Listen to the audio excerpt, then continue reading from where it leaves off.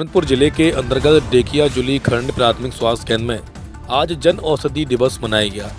आज 7 मार्च 2025 को पूरे देश के साथ साथ डेकिया जुली खंड प्राथमिक स्वास्थ्य केंद्र में भी इस जन औषधि दिवस का आयोजन किया गया।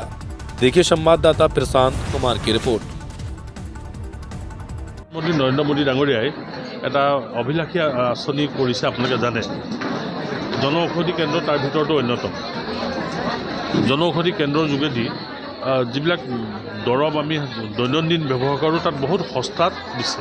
সেইকাৰণে দাম কম কিন্তু দৰৱ উত্তম বুলি এটা ডাইলগটো আৰম্ভ কৰিছে।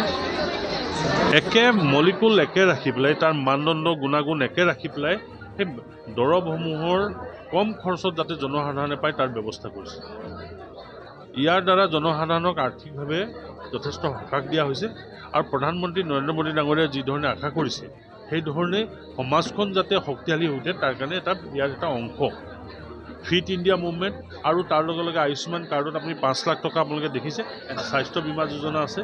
এই বিভিন্ন ধৰণৰ কাৰ্যসূচীবিলাক প্ৰধানমন্ত্ৰী ডাঙৰীয়াই নিজেও লৈছে যাতে সমাজখনত আমাৰ দৰিদ্ৰতাটো নিৰ্মূল কৰিব পাৰি আৰু বহনক্ষম যিটো ক্ষমতা মানুহৰ হাতত যিটো ক্ষমতাৰে বস্তু ক্ৰয় কৰিব পাৰি ক্ৰয় ক্ষমতাৰ ভিতৰতে সেইটো যাতে কৰিব পাৰি সেই কথাটো তেখেতে কৈছে। সেইকাৰণে ইয়াক অধিক জনপ্ৰিয় কৰিবৰ কাৰণে তেওঁ আহ্বান জনাইছে। স্বাস্থ্যমন্ত্ৰী কেন্দ্ৰীয় স্বাস্থ্যমন্ত্ৰী জে.পি. নাড্ডা ডাঙৰীয়াৰ আগ্ৰহ যে এই জন ঔষধি কেন্দ্ৰৰ যোগেদি যিবিলাক মেডিচিন আহিছে প্ৰায় 20,000তকৈ বেছি মেডিচিন আছে। 2,000তকৈ বেছি মেডিচিন জনসাধাৰণৰ ওচৰলৈ যদি যায় আৰু যাৰ যি প্ৰয়োজন অনুসাৰে তেওঁলোকে যদি ক্ৰয় কৰে কম দামত ক্ৰয় কৰিব পাৰিব। ইয়াৰ দ্বাৰা মই আকৌ এবাৰ কওঁ যে জনসাধাৰণক আৰ্থিকভাৱে সকাহ দিয়াৰ এটা ডাঙৰ অভিযান আৰম্ভ কৰিছে। কিন্তু মই সকলোকে আহ্বান জনাম যে বেমাৰ নহ'লে ভাল, স্বাস্থ্যটো স্বাস্থ্য।